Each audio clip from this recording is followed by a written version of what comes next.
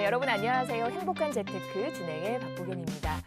100세 시대를 살아가는 여러분의 안정적이고 더 편안한 노후를 위해서 오늘도 다양한 부동산 얘기 전해드리겠습니다. 끝까지 저희와 함께해 주시고요. 방송 보시면서 나의 소중한 자산, 부동산 관련해서 얘기를 나누고 싶다면 아래 번호로 전화 주시기 바랍니다. 1544-8520. 생방송 중에 전화를 주시면 모든 궁금증 해결하실 수 있거든요. 방송 중에 열려있는 전화 많은 분들의 참여 기다리고 있겠습니다. 자, 행복한 재테크 지금부터 시작하겠습니다. 함께할 전문가부터 확인해 보시죠.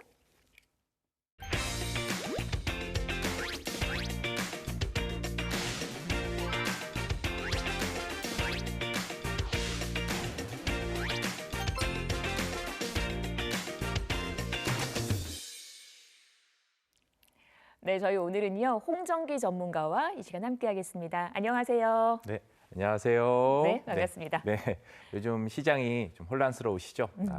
이렇게 혼란스러운 시장에 좀 올바른 내 집 마련 또 부동산 투자에 대한 안성맞춤 방안과 전략 저희 방송 이렇게 유심하게 시청해 보시면 많이 도움되실 것 같아요. 네, 오늘도 많은 분들 응원과 기대 부탁을 드리겠습니다. 자, 이제 본격적으로 얘기를 나눠보도록 할 텐데 시장의 이슈부터 한번 점검을 해야겠죠. 첫 번째 소식 확인을 해봅니다. 보통 이제 우리가 집을 살 때 대출 받잖아요. 네. 대출 부담을 줄이기 위해서 지분형 주택금융제도가 추진 중이라고 합니다. 네. 이게 어떤 대책인지 한번 확인을 해볼게요. 네. 자, 정부랑 집값 나눠 부담한다. 지분형 주택금융 추진. 자, 정부 시각에서 내 집 마련한다고 보면 어떻게 볼까요?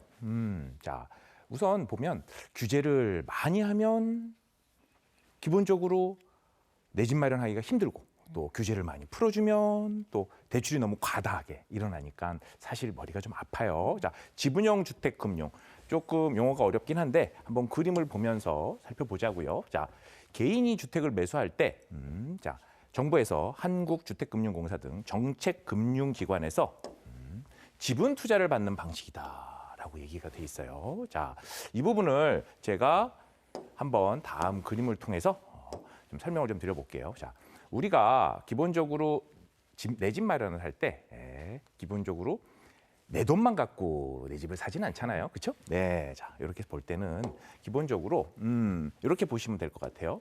자, 내 집이 10억 정도 들여서 집을 구입을 한다라고 가정을 할 때, 자, 내 돈은 4억 정도가 들어가는 경우가 있을 수 있고요. 자, 기본적으로 은행 대출을 6억 정도를 받는다고 할 때, 자, 은행에서는 3억 정도를 받고요.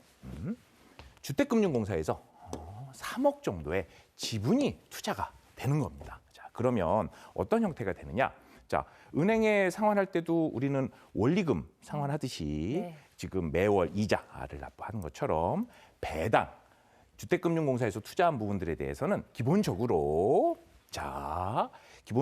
주택금융공사에서 들어갔을 때는 이 월세만큼 1년에 한 번 되든 매월 내던, 그렇죠? 예, 기본적으로 은행에 원리금 이자를 상환하듯이 배당 이자 또는 그 부분에 대한 수익을 함께 내야 되는 그런 상황이 되는 거죠. 예, 그런 부분들로 이해를 조금 하시면 될 것 같고, 쉽게 설명을 드리면 정부와 내가 집을 공동 소유한다, 이렇게 개념으로 이해를 하시면 될 것 같아요. 네. 네.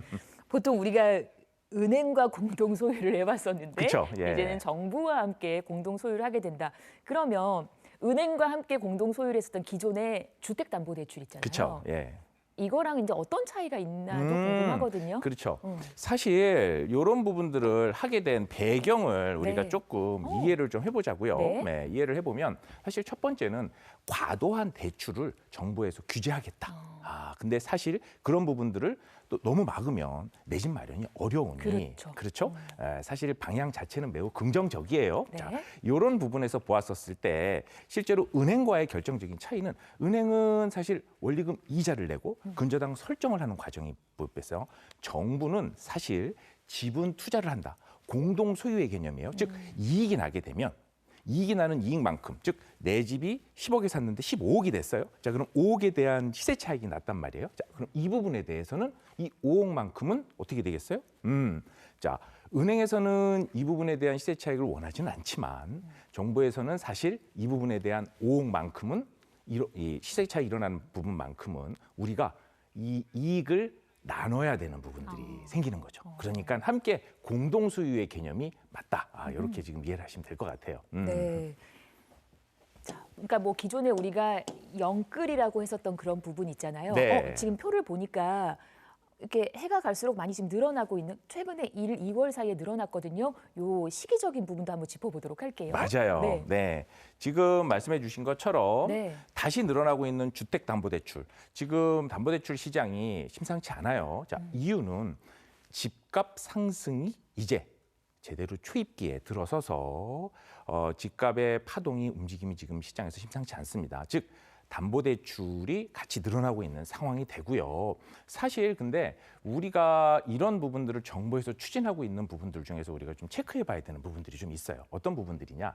사실은 어찌 보면 조금 위험하다라는 부분도 볼 수 있어요. 어떤 부분인지 한번 볼게요. 자, 기본적으로 다시 늘어나는 주택담보대출. 자, 지금 공동소유를 정부와 함께 한다라는 얘기를 했잖아요. 자, 그러면 우리가 어떤 부분들을 체크해 볼 수 있느냐? 자, 우선 첫 번째는 집값이 상승을 해야만 차주 입장에서 집값이 내리게 되면 어떻게 되죠? 정부와 공동 소유를 했는데 정부는 투자를 했어요. 그런데 집값이 내리게 되면 그 부분에 대한 금액만큼 정부에서 손해를 보게 되잖아요. 자, 이러면 불안한 사태가 일어납니다. 자, 집값은 계속 오르는 부분들을 이제는 소유하고 있는 개인뿐만 아니라 정부도 이제는 집값 상승에 한 표를 걸어야 됩니다. 자, 그러면 함께 공동 소유를 했으니까 한 배를 탔단 말이에요. 자, 집값 상승에 대해서 결론적으로는 주택 매각 시의 시세 차익도 정부와 공유를 하고 있지만 플러스해서 집값이 떨어지게 되는 경우에 있어서의 책임도 함께 투자한 주택금융공사, 즉 정부에서도 함께 그 부분을 책임지게 되는 부분들이 있으니 어찌 보면은 약간 위험한 부분들일 수도 있지만 정부에서는 사실 조금 더 세련되고 정교하게 이런 정책을 조금 잘 마련해서 한다면 방향 자체는 매우 긍정적으로 볼 수 있는 정책이다라고 이렇게 좀 말씀드릴 수 있습니다. 네, 사실 뭐 은행과 한 배를 타느냐, 정부와 한 배를 타느냐 이게 뭐 각각의 장단점은 있겠습니다만 지금 저희가 알아보고 있는 지분형 주택금융제도 이게 과연 실효성이 있을 것인지 네. 어떻게 좀 보시는지요? 네, 사실 이 실효성 부분에 대해서는 이렇게 봅니다. 이미 앞서 언급드렸던 것처럼 가장 첫 번째는 적정하면서도 올바른 대출 규제 내에서 내 집 마련을 할 수 있는 방안을 마련해 주는 부분들에 대한 어떤 고심이 보였다라는 부분들이고 말씀드린 것처럼 어찌 보면 이제는 집값 하락을 조금은 떠받치는 집값 상승 쪽으로 집값 상승을 해야지만 정부에서도 손해를 보지 않으니까요. 이런 부분들에 모았었을 때는 조금은 더 집값 하락을 방지하는 이런 이 방지책 또는 안정화되는 시장 대책으로서 일부 유효하다. 그리고 기본적으로 대출을 급격하게 오르는 부분들을 조금은 안정화시키려는 의도가 많이 보인다라는 부분들에 대해서 매우 긍정적이고 이런 부분들은 정책적으로도 조금 더 안정화되는 부분들 우리 시장 참여자분들이 좀 유심하게 지켜볼 필요가 있을 것 같습니다. 네, 지분형 주택금융제도 알아봤고요. 사실 이게 집값이 너무 비싸졌기 때문에 등장한 제도 아니겠습니까? 맞아요. 네. 다음 이슈로 한번 이어가 본다면 이 집값의 분위기가 앞으로 어떻게 될까 흐름을 한번 짚어봐야 될 것 같거든요. 네. 계속 우상향할 네. 거다라고 보시는지 흐름을 한번 볼게요. 네. 자, 점점 멀어지는 내 집 마련. 자, 집값 전망. 한번 집값 전망을 좀 말씀드릴게요. 자, 우리 좀 한번 그래프를 보면서 좀 이해를 좀 도와보자고요.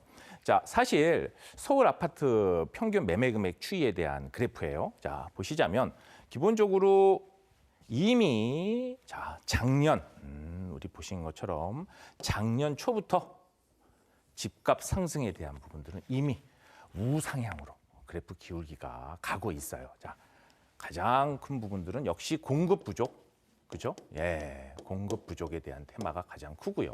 서울에 있는 신규 주택에 대한 공급이 현저하게 부족한 부분들.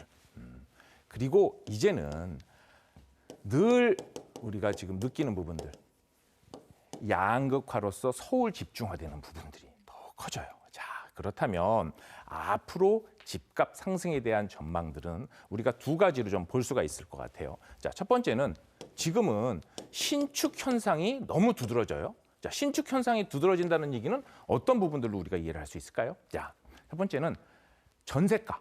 전세가 기본적으로 계속 올라가니 매매가가 받쳐지고 있는 현상들이 일어나고 있어요. 자, 전세가가 올라간다는 부분들은 우리가 무엇을 시사하는 거냐? 지금의 시장은요, 신축에 대한 전세가가 계속 지속적으로 시장에서의 니즈가 더 늘어나고 있어요.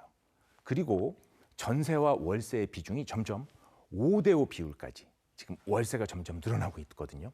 신축 현상과 더불어 전세가 상승에 따른 월세 비중이 점점 늘어나고 있다라는 부분들. 자, 그러면 지금의 집값 상승을 전망하는 입장에서의 지금 시점은 어떠한 것인지. 지금은 사실 경계선상에 있다라고 우리는 좀 볼 수 있어요. 어떤 경계선상인가? 지금보다 조금 더 집값이 오른다면 시장이 과열됐나? 라고 볼 수도 있고요. 조금만 내린다면 지금은 매수의 기회인가?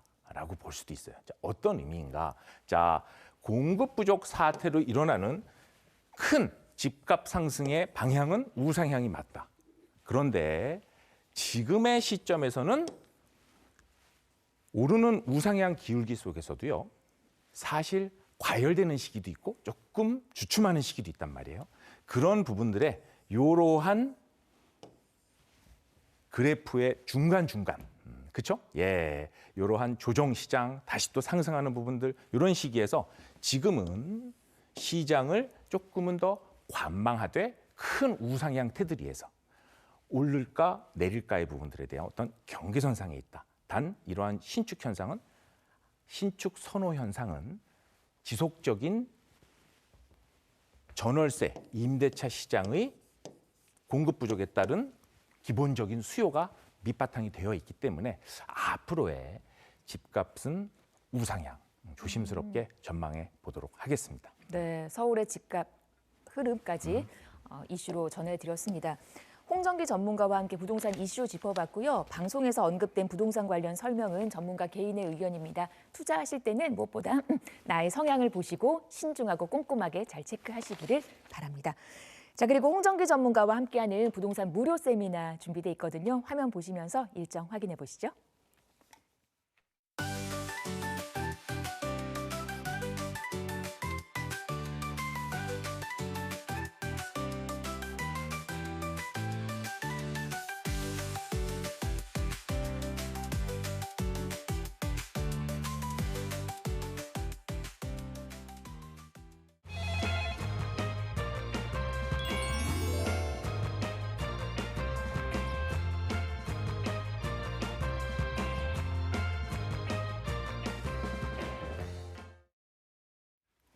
네, 행복한 재테크 생방송으로 함께하고 계십니다. 지금 시각 11시 23분 33초, 34초 지나고 있습니다.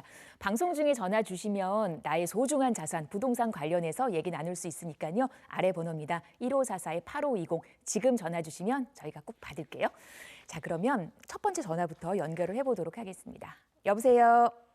네, 여보세요. 네, 안녕하세요. 네, 안녕하십니까. 네, 어떤 점이 네. 궁금하실까요? 네, 저는 지금 상암동에 전세로 거주하고 있는데요. 네네.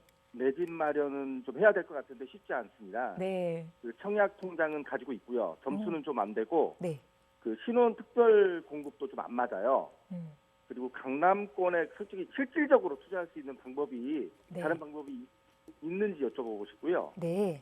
그리고 재개발, 재건축 이야기는 솔직히 들어봤는데 네. 오래 걸린다고 해서 조금 망설이게 됩니다. 지금. 네. 지금 내 집 마련을 하시려고 하는데 사실 청약은 별 메리트가 없는 상황이신 거고 재개발, 재건축도 보고 계시고 네네. 꼭 강남 쪽으로 눈여겨 보시는 걸까요? 좀 실질적인 투자를 거기 한번 하는 게 낫지 않을까 해서. 알겠습니다. 어떠면 좋을지 저희 전문가 연결해 드릴게요. 네네. 네. 네, 시청자님 반갑습니다. 네. 네, 내 집 마련이 쉽지 않으시죠? 네. 자, 우선 여기 방송 보시면서 좀 맞춤화된 투자 방안들 함께 한번 마련해 보도록 하면 좋을 것 같습니다. 자, 우선 강남 상급지 쪽 지금 찾아보고 계신 것 같아요. 자, 우선 지금 상암동 쪽 지금 거주하고 계신데, 자, 현재 그러면 지금 주택이 없으신 상태에서, 자, 보통 우리는 강남에 내 집 마련을 하려고 하면 어떻게 생각하세요, 시청자님? 바로 강남으로 내 집 마련 할 수 있을까요? 어렵죠, 네네, 어렵죠. 네, 어렵죠. 예, 어려워요. 자, 그래서 제가 오늘 자, 현실적인 방법으로 두 가지 정도의 방안을 한번 좀 말씀드려 볼게요. 자, 첫 번째는 자, 우리는 자, 한 번에 강남을 가기가 쉽지 않아요. 자, 그러면 갈아타기 방법을 두세 번 정도, 2회 또는 3회 정도 움직여보는 방법이 있어요. 자, 어떤 부분들이냐? 바로 강남 3구 용산 쪽으로 쉽지가 않다면 주변에 있는 우리 성동, 동작, 마포도 해당이 되죠. 그리고 또 우리 이쪽 강동구, 또 광진구 이런 부분들, 이런 쪽에 소위 그 랜드마크 성격의 대단지 아파트 또는 또 시세 차익을 조금 더 그동안의 과거 시세를 좀 체크해보고 준신축 또는 신축으로 한번 이 전세를 안고 투자하는 방법. 전세를 안고 갭 투자를 하는 거죠. 전세를 안고 투자하는 방법들을 먼저 말씀을 드려요. 자, 기본적으로 여기서 말씀드리는 방법은 알고 계신 내용이겠지만 조금 더 강조를 드리자면 우선은 실거주와 투자는 분리해서 생각해 보시는 게 맞다. 자, 이런 얘기 좀 들어보셨어요, 시청자님? 네네, 많이 듣고 그래요. 자, 실거주와 투자를 분리해야 된다는 얘기, 자, 들어보셨어요. 중요한 부분입니다. 사실 실거주는요, 어찌 보면 똘똘한 한 채를 사서 실거주에서 집값이 많이 오르길 바라는 건 여유가 많은 분들, 좀 부자들이 택하는 방법이에요.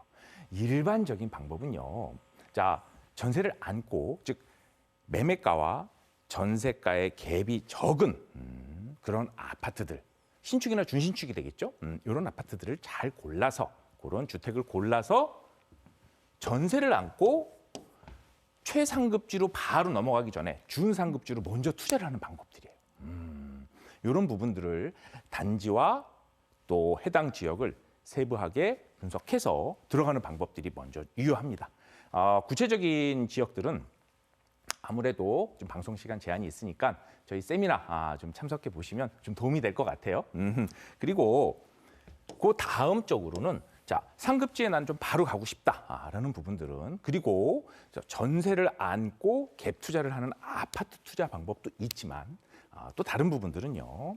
이러한 지금 움직임 중에 이런 반포 또 우리 서초 또 우리 용산의 국제업무지구 위쪽으로 효창공원역 주변 등등 자, 아직은 2억대로 투자가 가능한 이런 재개발 또 움직임이 있는 상급지 지역들도 있단 말이에요. 자, 이런 부분들도 눈여겨보시면서 또 방송도 지켜보시고 세미나도 참석해 보시면 좀 도움이 될 것 같아요. 자, 이렇게 좀 정리해 보도록 하겠습니다. 시청자님. 네네, 알겠습니다. 감사합니다. 네, 저희가 이제 생방송이라는 한계가 있어서 여기까지 정리를 해드리고 강남이라는 목적지까지 갈 수 있는 여러 가지 방법들 일러주셨으니까 참고해 보시고 좀 더 구체적인 부분은 또 잠깐 언급하셨던 세미나 오셔서 더 많은 정보 얻어가시기를 바랍니다. 서울전화 1544-8520으로 이 시간 생방송으로 여러분과 함께하고 있습니다. 다음 전화 이어갈게요. 여보세요. 여보세요? 네, 안녕하세요. 네, 안녕하세요. 네네, 어떤 점이 궁금하실까요? 저는 부천 중동에 거주하고 있는데요. 네네. 광명 뉴타운 쪽에 관심이 있어서 네. 이사 계획을 하고 있는데 몇몇 단지들은 봤는데 확신이 잘 안 써지더라고요. 네. 그래서 지금 부천 8구 광명 쪽으로 갈아타는 게 음. 괜찮은 시점인지 궁금해서 전화드렸어요. 네, 사실 뉴타운 투자라고 하면 정말 확신이 서지 않을 것 같고 그래서 전문가의 도움이 필요한 것 같습니다.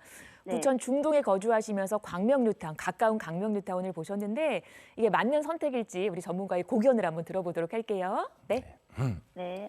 네, 시청자님 반갑습니다. 자, 결론부터 말씀드리면 지금 광명 지금 뉴타운 쪽 갈아타는 부분들 매우 긍정적으로 움직이셔도 좋다라는 부분 먼저 좀 말씀드릴게요. 자, 네. 지금 광명 쪽이면 뉴타운 혹시 우리 광명 사거리역 쪽 보셨을까요? 아니면 광명역 쪽을 좀 보셨을까요? 광명역 쪽으로 봤어요. 아, 광명역 쪽으로 보셨군요. 네. 자, 제가 그러면 오늘 우리 광명 뉴타운 쪽, 우리 철산동 쪽이라고 하죠. 자, 광명 사거리역 쪽하고 우리 광명역 쪽 좀 잠깐 좀 비교하면서 광명역 쪽에 투자하시는 부분들에 대해서 한번 조금 제가 전망 그리고 내용들에 대해서 한번 제가 짚어서 좀 말씀드릴게요. 자, 우선 광명 사거리역 쪽은 기본적으로 광명역 쪽과 조금 비교를 하자면 광명 우리 사거리 철산동 쪽이죠. 예. 자, 그리고 우리 광명역 쪽. 광명역 쪽. 이 철산 사거리역 쪽은 아무래도 뉴타운 쪽으로 좀 개발이 되면서 신축 아파트들이 많이 지금 들어섰어요. 자, 그래서 조금은 더 학군 쪽도 괜찮고 또 안정화가 조금 되어 있어요. 그에 반해서 우리 광명역 쪽은 어떨까요? 광명역 쪽. 자, 시청자님 보셨을 때 광명역 쪽 어디가 제일 마음에 드셨어요? 네, 자, 광명역 쪽 보시면 여기는 어찌 보면 그 수원에 있는 광교 신도시처럼 요것저것 모든 것들이 좀 갖춰져 있는 그런 신도시 개념의 그런 주거 형태의 타운이다라고 보실 수 있어요. 어떤 부분인지 보자고요. 자, 우선은 광명역 쪽에서는요. 서울 쪽에만 출퇴근 수요가 있는 것이 아니고 또 우리 청주, 세종, 또 시화, 안산 이런 주변에 있는 서울 경기 외곽 쪽으로 출퇴근하는 인구들이 되게 많아요. 자, 기본적으로 KTX역도 있고요. 교통 자체가 매우 좋아요. 그리고 교통이 좋다.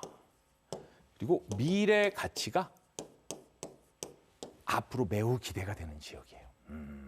기본적으로 우리 철산동 쪽과 광명역 쪽 둘 다 전세가 수요도 매우 안정적이에요. 광명역 쪽 같은 경우는 34평 기준으로 고점이 한 14억 정도 됐는데 지금 많이 회복을 하고 있는 중이고요.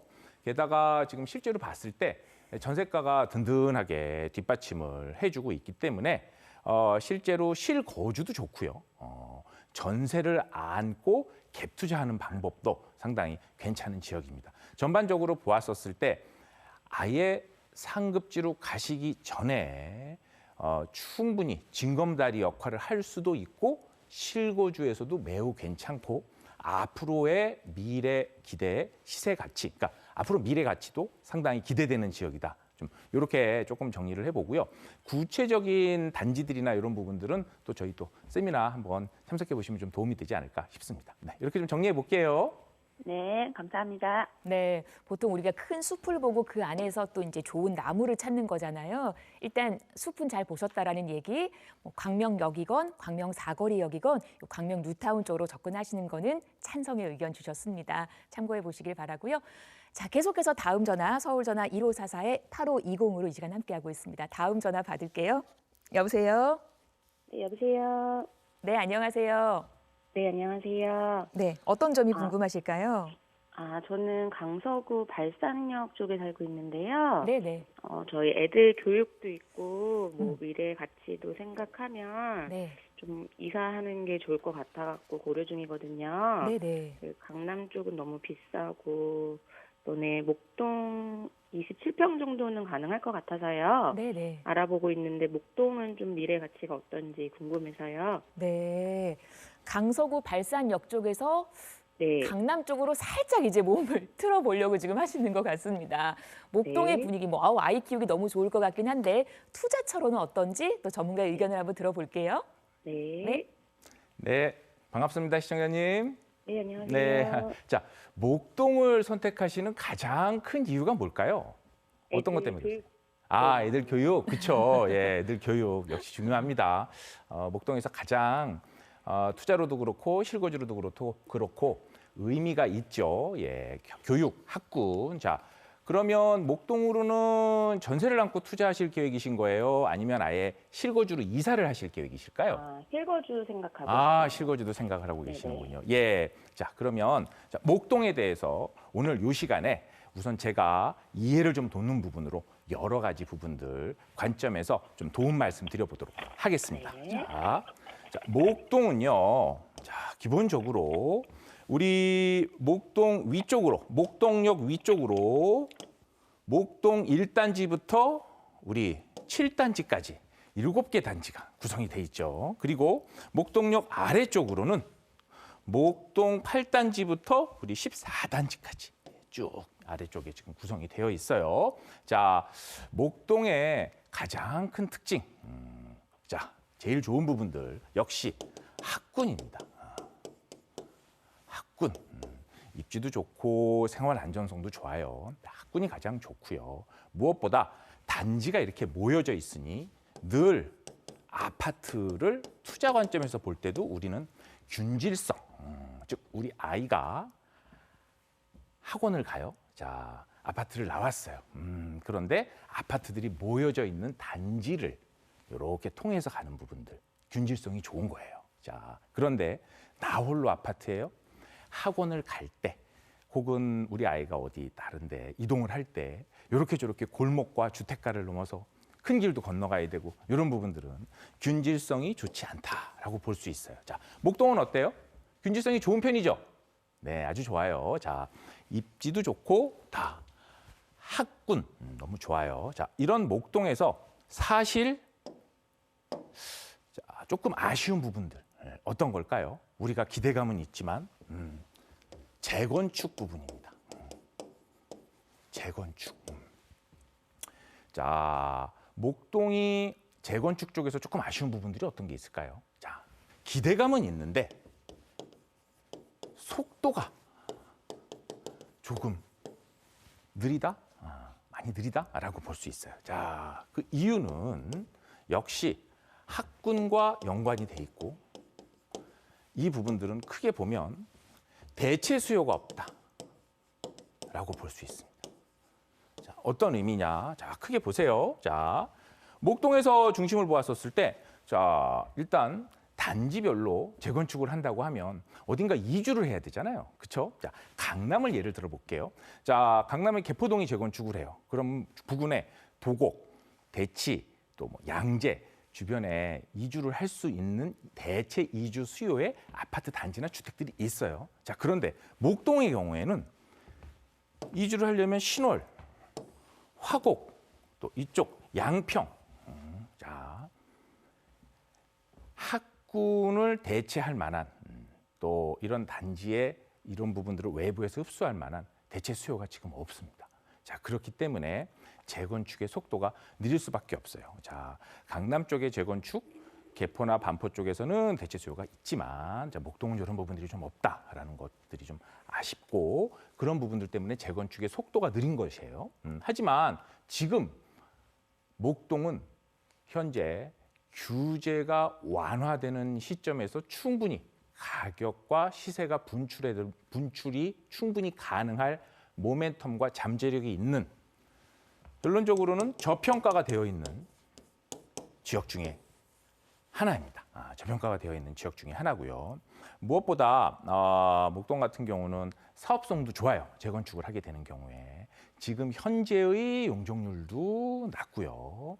그리고 대단지이고 단지별로 개별 호실별로 지분들도 적지 않아요. 즉 재건축의 사업성이 상당히 높은 쪽이고 또 직주 근접 차원에서 여의도와 용산 주변에 있는 중심 업무지구하고의 접근성도 좋습니다. 무엇보다 학군을 중심으로 보신다는 우리 시청자님 입장에서 보았었을 때는 자, 투자 입장에서는 사실 갭 금액이 좀 많이 들어가죠. 전세가보다 매매가 차이가 나니까. 하지만 목동의 집값 매우 우상향할 가능성이 높은 잠재력을 가지고 있는 곳이고 시청자님 입장에서 실거주를 하신다면 조금 이제 주차라든지 이런 게 좀 불편할 수는 있어요. 그렇죠? 예, 네. 우리 목동이 그런데 기본적으로 앞으로의 재건축 기대감 그리고 지금의 학군을 포함한 충분한 대기 수요와 현재로서의 가치, 그리고 다가오는 미래 가치까지 포함을 했었다면 실거주로 이사를 하는 입장에서는 조금 약간의 무리가 되시더라도 충분히 긍정 검토 가능하다. 이렇게 좀 의견 좀 정리해 보겠습니다. 시청자님 아셨죠? 네, 감사합니다. 네, 네. 이렇게 학군 수요가 있는 곳은 그냥 꾸준히 인기가 이어가지더라고요. 그래서 목동으로 들어가시는 거 괜찮다라는 의견으로 전화 마무리하겠습니다.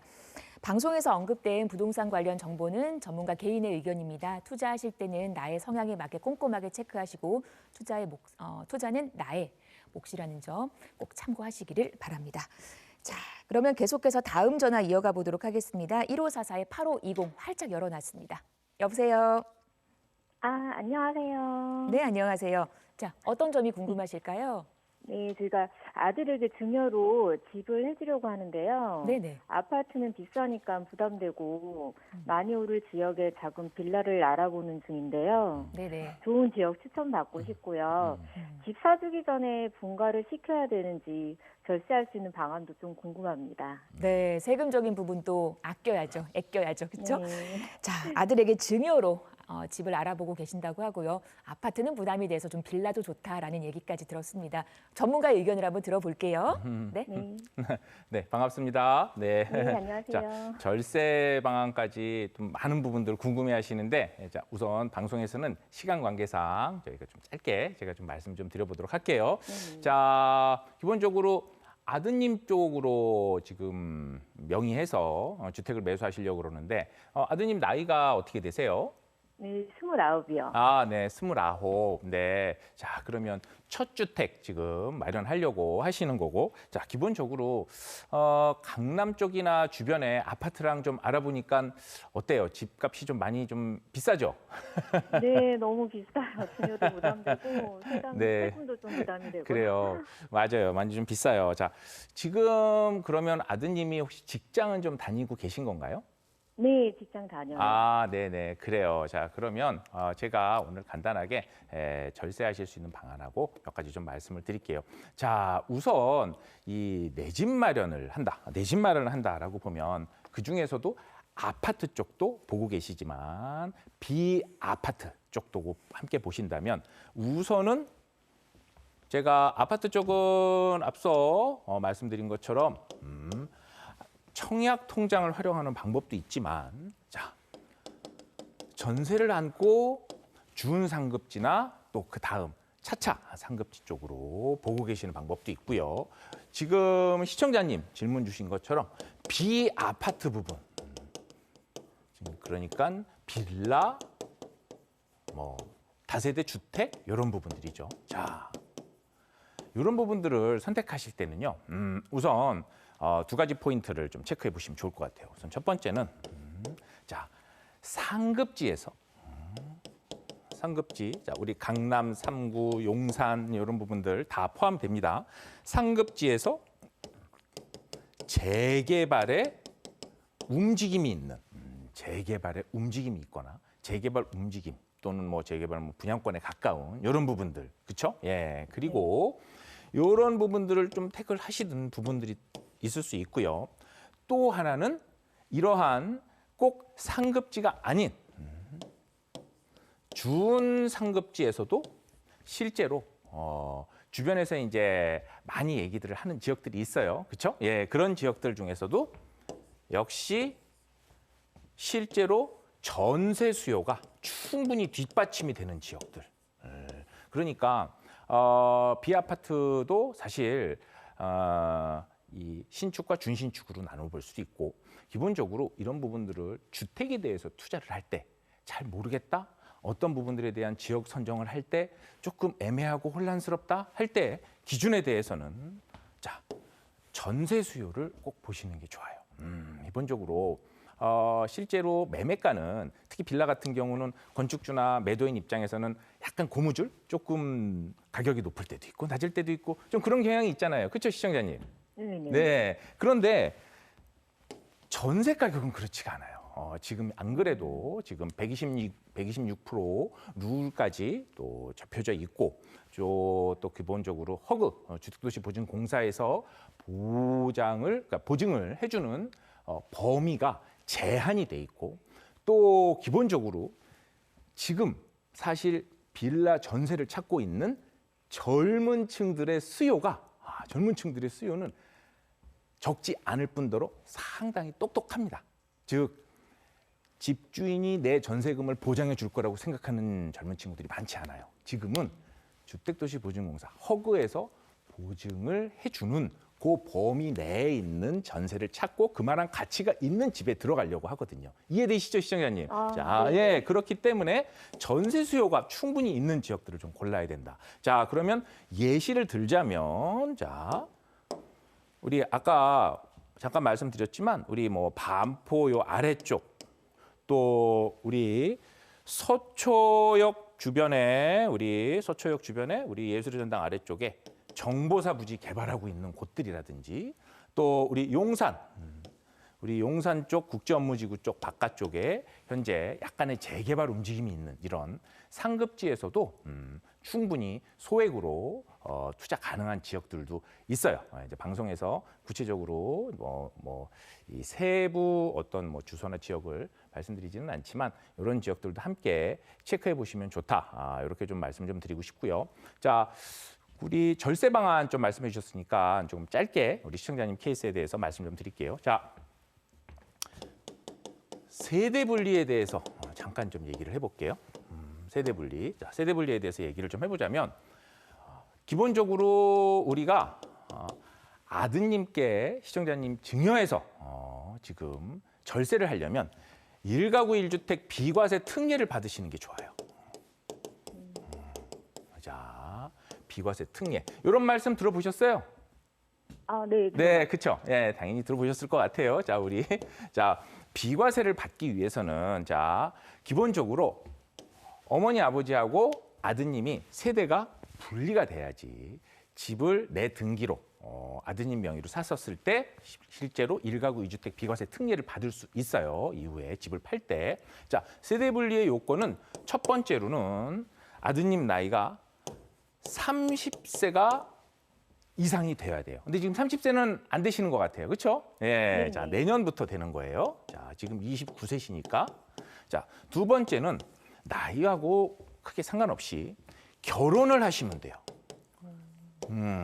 아직 이제 결혼 전이시잖아요. 그렇죠? 네. 자, 결혼 전이시고 자, 그리고 30세도 아니고 결혼도 안 했다. 그러면 아드님이 아까 직장 다니신다고 그랬잖아요. 그렇죠? 네. 네.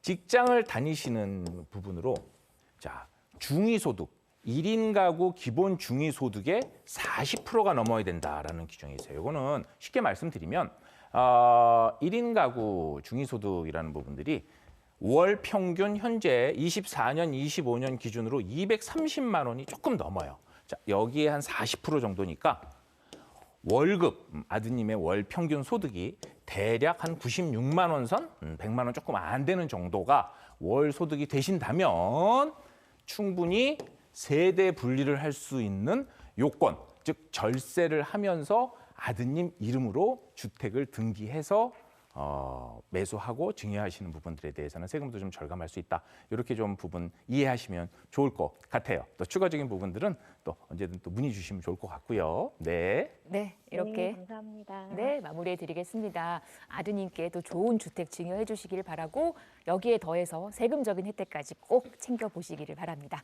자, 계속해서 다음 전화 1544-8520 열어놓은 전화 받겠습니다. 여보세요? 네, 안녕하세요. 네, 안녕하세요. 네. 자, 어떤 점 궁금하실까요? 네, 저희 노량진 뉴타운을 저희가 유심히 보고 있었는데, 네네. 네, 최근에 한강변 아파트에 관심을 가지고 있어요. 네. 네, 여의도에서 반포로 이어지는 구간이 투자 가치가 있어 보이거든요. 네. 네, 그래서 흑석동 재건축에도 관심을 가지고 있는데, 네. 예, 전문가의 의견이 어떤지 해서 전화 한번 드려봤습니다. 노량진 뉴타운을 보시다가 또 흑석 뉴타운도 네네네. 괜찮은 것 같고, 그러니까 네네. 그 구간을 지금 유심히 보신 것 같아요. 네. 그렇죠? 네. 네. 전문가 의견을 한번 들어보도록 하겠습니다. 네. 네.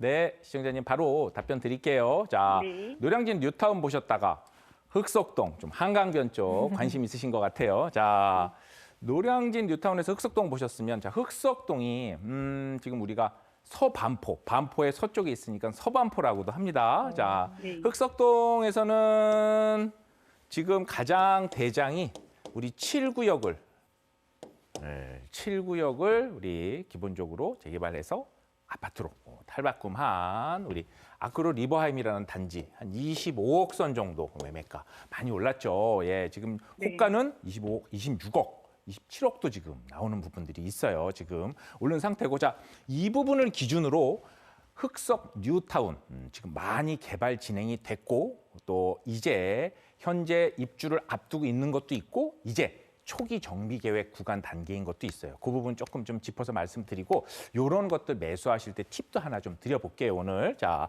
네. 이런 아크로 리버하임 같은 경우에는 요 7구역 옆에 우리 기본적으로 2구역, 1구역 이런 데들이 이제 정비 계획 구간 초기 단계, 이제 조합 설립이 된 이런 구간들이에요. 그래서 이런 구간들도 역시 7구역에 주운해서 시세를 좀 볼 수 있다. 근데 지금 초기보다는 노량진 뉴타운을 보셨다면 그래도 투자금을 어느 정도는 좀 생각을 하고 계신 것 같아요. 그렇죠, 시청자님?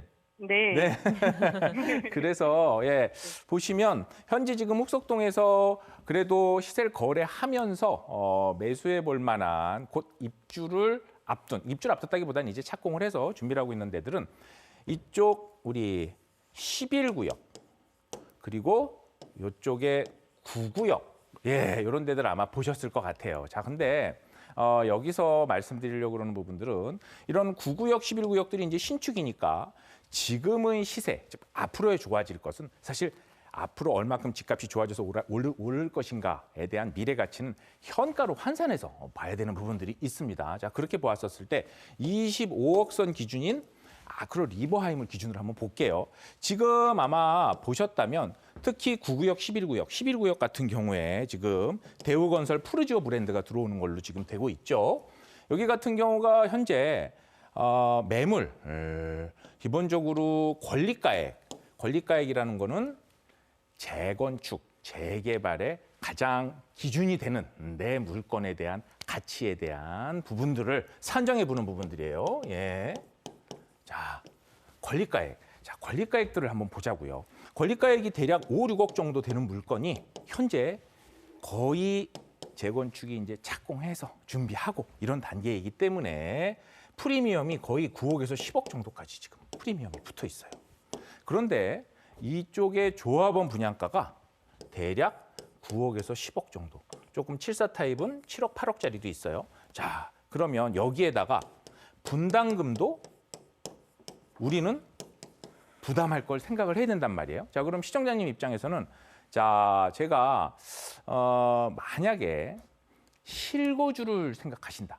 그럼 실거주를 생각하신다고 하면 사실 권리가액에 프리미엄을 주고 분담금을 했을 때 자, 34평 기준으로 요 가격 이상 또는 전후까지 기대를 해본다면 조금 긍정적으로 한번 검토해 볼 여지도 있다. 하지만 실거주가 아닌 경우라면 사실 들어가는 투자금에 비해서 소위 말하는 먹는 부분에 대한 볼륨 자체가 그렇게 크지 않는 부분들이 있어요. 그래서 이런 부분을 조금 신중하게 검토해 보셨으면 좋겠고 꼭 노량진 흑석동 요 라인 아니어도 조금 더 넓게 보고 계시는 시야를 넓혀서 한번 검토해 보시는 것도 괜찮을 것 같거든요. 이런 부분들 한번 또 세미나도 한번 참석해 보시면 좀 도움이 좀 될 것 같아요. 네, 이렇게 좀 정리해 볼게요, 시청자님. 네. 네, 마무리하겠습니다. 조금 더 시야를 넓히셔도 좋겠다라는 말씀으로 정리하겠습니다. 1544-8520 계속해서 다음 전화 또 이어가 보도록 할게요. 여보세요.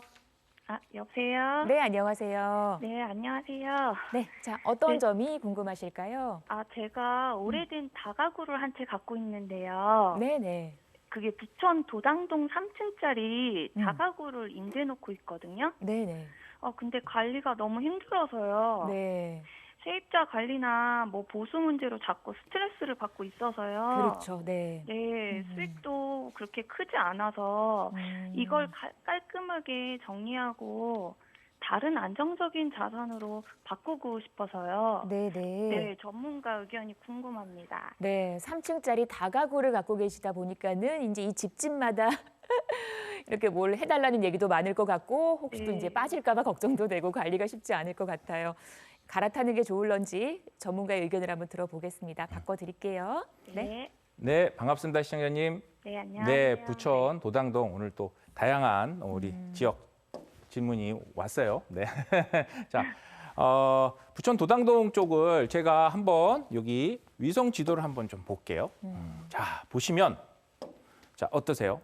주변에 아파트들도 많고 또 옆에 우리 춘희상과 아파트 단지들이 있는데 우리 도당동 쪽이 구옥들, 빌라, 특히 다세대, 다가구 이런 쪽이 좀 많이 있어요. 그렇죠?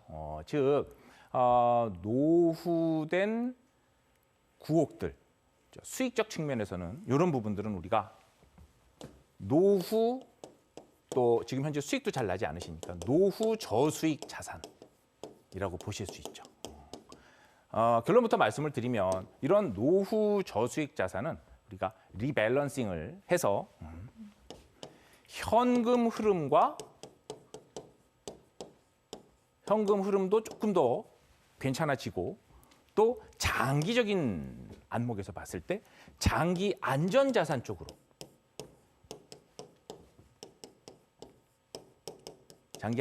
쪽으로 바꿔서 포트폴리오를 다시 짜서 투자해 주시는 부분들을 좀 권유 드려 봅니다. 자, 근데 그러려면 아마 이런 부분들을 생각을 하시게 될 거예요.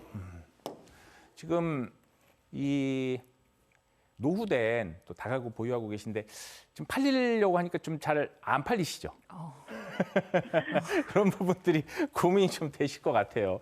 자, 기본적으로 이런 노후 저수익 자산 경우에는 사실 조금 보고 계시는 시야의 스펙트럼보다 조금은 더 눈높이를 낮춰서 약간은 조금 가격대를 낮추어서 매도하는 방법들을 조금 검토를 하시고 그리고 나서 새로운 아까 말씀드렸던 포트폴리오 쪽으로 갈아타시는 부분들이 좋아요. 자, 그러면 어떤 쪽으로 좀 검토를 해보는 게 좋을까요?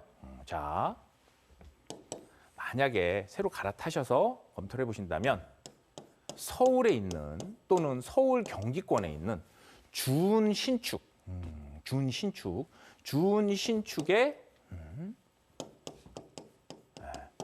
아파트들, 준신축의 아파트들. 수익형인데 아파트? 자, 요즘에 준신축들 아파트들, 소형 아파트 월세 잘 나옵니다. 예, 요즘 전세가 월세 비율로 많이 바뀌고 있어요. 이런 부분들 실제 투자금 대비해서 어느 단지 또 어느 정도에서 투자금을 넣어서 썼을 때 투자 수익률이 어느 정도인지 이런 부분들은 또 이후에 기회가 있을 때 또 추가 상담 또 도와드릴 수 있으면 좋을 것 같고요. 자, 준신축 아파트들. 자, 두 번째는 기본적으로 우리가 서울과 또 경기권의 중심지에 있는 준신축 아파트를 일부 투자를 하시고 재개발 움직임이 있는 서울의 준상급지, 상급지에 재개발 움직임이 있는 분양권 쪽도 관심을 가져보시면 좋을 것 같아요. 기본적으로 우리가 현재 전반적인 시장은요. 상업용 부동산, 즉 글로벌 트렌드 자체가 지금 그렇습니다. 상업용 부동산 보다는 주거용 부동산에 대한 수요가 더 많고 그 부분에 대해서도 실제로 주거용 부동산이 수익화되는 그런 경향들이 많이 있어요. 실제로 보면 최근에 우리가 부천 도당동 쪽보다 제가 지금 서울에 있는 상급지 내 또는 준상급지의 신축, 준시축의 주거용 상품 쪽으로 투자를 해달라라고 말씀을 드린 부분들은 기본적으로 지금 중심지 쪽에 있는 고밀도 개발 그리고 상급지 중심에 있어서의 개발들이 더욱더 집중화되고 있고 그 선호 현상이 더욱더 두드러지고 있어요. 자, 어떻게 이해를 하시면 되느냐? 자, 수요가 있는 곳에 기본적으로 시장 가격이 더욱 우상향으로 꿈틀할 수밖에 없는 부분이에요. 지금 기본적으로 공급이 원하는 수요만큼을 맞추지 못하는 서울 경기 중심권의 주거용 상품 시장의 니즈를 이해를 해보신다면 이런 부분들에 눈을 좀 넓혀서 투자를 해보시는 쪽을 권유드려보고 싶습니다. 네. 시청자님 좀 일부 좀 이해 도움 되셨나요? 네, 감사합니다. 네, 이렇게 정리해 드리겠습니다. 관리 문제가 만만치 않을 것 같은데 이제 조금 더 다른 쪽으로 갈아타기 전략 세우셔도 좋을 것 같습니다. 저희 생방송으로 이 시간 함께했고요. 지금까지 도움 말씀에 홍정기 전문가와 얘기를 나눴습니다. 오늘 말씀 잘 들었습니다. 고맙습니다. 네.